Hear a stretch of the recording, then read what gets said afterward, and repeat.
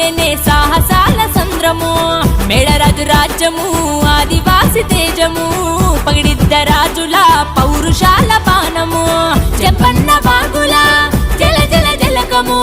కన్నెపల్లి ఊరు నుండి సారమ్మ పయనము చిలుకల గట్టు నుంచి సమ్మక్క గమనము అడవి అయ్యేలే జన జన జన సంద్రం మేడారం మేడారం మేడారం అడవి మణిహారం మేడారం జాతర